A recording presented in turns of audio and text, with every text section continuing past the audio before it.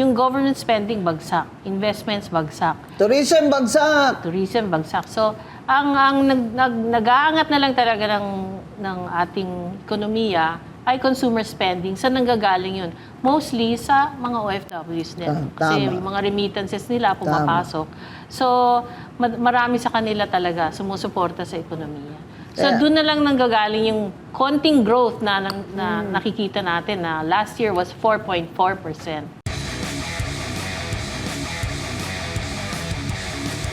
Ma'am Cora, yung padala ng mga OFW, gusto ko malaman ng mga nakikinig kung paano sila nakakatulong, napakahalaga ng tulong nila sa ating ekonomiya. Actually, di ba, I think nung muli ako nag-guest sa'yo, pinag-usapan natin yung GDP. 5 ang components niyan eh. Yung Gross consumer domestic product po. Yung gross domestic product, yung kabuuan ng ating paggawa ng mga bagay, tsaka pinagbibili ng mga tao. No? So, yung consumption, tapos government spending, tapos investments, tsaka exports minus imports.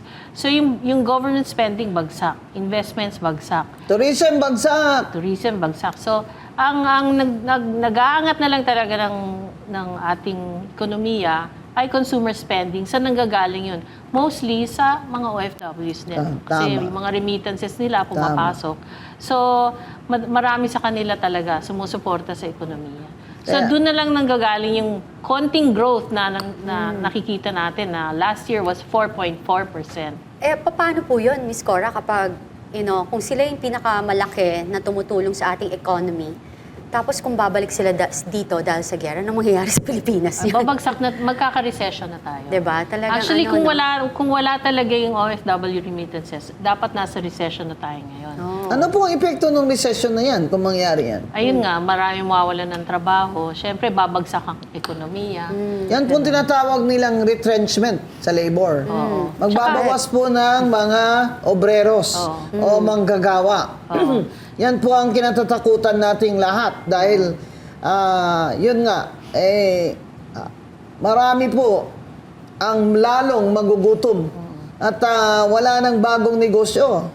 Wala na kasi yung foreign direct investment bumagsak ng 40.5% at nasa $500 million na lang ang foreign direct investment ngayon. Ang balita ko, Ma'am Cora, dun sa mga kaibigan kong medyo may kapital naman, sinabi nila na yung may mga kapital ngayon na Pilipino ay hindi na magpapatayo ng factory dito sa Pilipinas. Doon na sila sa Vietnam at sa China. Actually, yung mga domestic investors dito, hindi sila mag-e-expand kasi kung nakikita nila mahina yung consumption, di ba? Gagawa sila, walang bibili. Totoo. Diba? Yung mall, di ba? Sabi mo Yeah, I was in the mall. Nasa mall ako ng Sunday. Nagulat ako, walang tao. Yung mall na yun, maraming tao. Linggo yun, Linggo yun. So, sabi ko, So, kahit ang mayayaman ngayon, naghihinay-hinay ng spending. Exactly. And ako, naniniwala ako doon sa sabi mo, Miss Cora, na nahihirapan ng mga investor na mainganyong mag-invest sa atin. Kasi kung nakikita nila yung talamak na pagnanakaw, tapos wala talaga tayong disiplina. And you know, look at those countries, Asian countries all over the world, like Japan, Korea, very nationalistic eh. They support their own. Sana ganun din tayo, no? Sana magkaroon tayo ng leader na imbes na mag-angkat kasi karamihan even ang food natin naangkat pa natin sa ibang bansa eh. So karamihan ng commodities natin galing sa labas. So wala tayo talaga masyadong atin. Kasi gusto lang nila mag-import ng bigas para may konting smuggling sila. Napakalaki nun. Malaki silang paldo napakalaki. niyan. Malaki yung smuggling. Yeah. Yan ang problema talaga dito sa BBM administration eh. Kaya Napakalawak actually nung problema kasi corruption talaga. Yung corruption, walang accountability. Di ba sa ibang bansa, pagka nahuli kang corrupt ka, lalo sa China, pinapatay na kaagad. Oo. Dito, hindi inimbestigahan. Pagka may witness, wala, binablock nga, di ba? Yung mga... Ayaw nga di ba? Ayaw i-blue ribbon yung 18 na Marines, Katya. Yeah. Alam mo, doon ako nagtataka, Miss Cora. Matanong ko sa inyo, no? Kasi ang galing niyo sa math. So yung 800, we're just talking about 805 billion, no?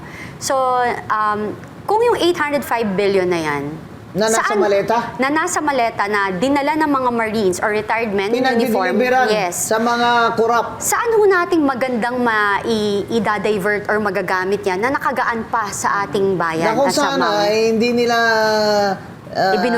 binulsa, ay saan pa kaya nakapunta yung 800 na Yeah. yan? Alam nyo, mga ano lang, back of the envelope calculations ko, no? Yung 800 billion, napakalaki niyan. Okay? So, ayaw kong ilagay yan sa, kung ako tatanungin, ayaw ko ilagay yan sa mga ayuda-ayuda kasi walang mangyayari dyan eh. You're Tunaw giving the agad. fish, you're not giving the fishing rod. Di ba? Oh, yes. Kailangan maging productive yung pera. So, kung ilagay yan sa paggagawa ng mga kalye, it can build 80,000 kilometers of Oo. roads. Ganyan. Yes. And how many, and a lot of jobs. Yeah, from Manila to Masbate, ano lang yan 1,000 kilometers yata. Ito 80,000 kilometers. So ilang kalye magagawa niyan?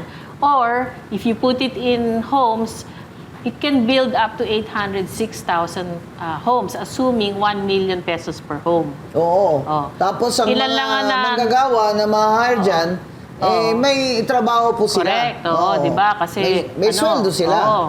Or kung ilalagay sa mall, kunwari, no? Kasi dati nagtrabaho ko sa isang company na gumagawa ng mga malls, kaya niyang gumawa ng mga 223 mid-sized malls. Okay. Na nagko-cost ng mga 3.6 billion pesos kada mall. Yeah. Ilang trabaho ang pinoprovide ng isang mall, di ba? Oo. So, yung ganun. So, napakalaki nitong 806 billion pesos na to na nawala. So, ang nawala sa atin, yung potential for growth. Kasi kaya natin mag-grow ng 7 to 8% Kaya nga, per annum eh. Ma'am Cora, natatawa ako dun sa meeting ni BBM dun sa Amerika eh. Na nag-i-invite siya na investors. Hindi naman tanga yung mga Amerikanong negosyante dun. Siyempre, sinaimbita sila, di pumunta sila. Diba? Pero, mag-i-invest ba yun sa atin? Lip service lang lahat yan. Hindi, kaya nga yung ayuda talaga, tama ka, no, Miss Cora, hindi siya mabuti. Kasi sa totoo lang, budol yun, mga kababayan, napakalaking budol na kung makapagsalita yung mga politician dyan or government official na nagbibigay sa inyo ng ayuda, na parang sa kanila galing yung pera, na sila ang nagpagod. Mga kababayan, ang perang yan ay inutang. Ang perang yan ay sa atin din. Mga tax. Bakit tayo na nagmumukha tayong mga pulube or we need to beg for it? So, imagine if yan ay isang utang, ang mangyayari sa atin, yung mga apo nyo at apo ng mga apo nyo, Oo. hindi pa buhay, hindi pa ginagawa. May May utang utang na. Oo, kaya pataas ng pataas ang tax. Di ba? Yes. Actually, naramdaman natin yan ng martial law, di ba? Tayo yung nagbabayad ng utang dati. Grabe yun. Tatay 45% nung presidente na. inflation nun. Oo, talaga. Grabe yun. 60%. Umabot tayo sa 60%. Ay, grabe yung ginawa ni Ferdinand Marcos sa Ang martial sakit law nun na yun. talaga. Talagang tinitingnan mo na lang yung mga imported items. nun, di ba? Grabe, Wala kang mabiling mansanas, Wala na. ubas, wala. Kami Alam sa mo, Negros, yeah, ang daming tsokolate. farmers, sugar farmers na tumigil na lang sa farming eh. Kasi useless na eh. Dahil kinukuha lang naman ni Marcos yung sugar namin, binibili ng mababa at binibenta naman ng mataas.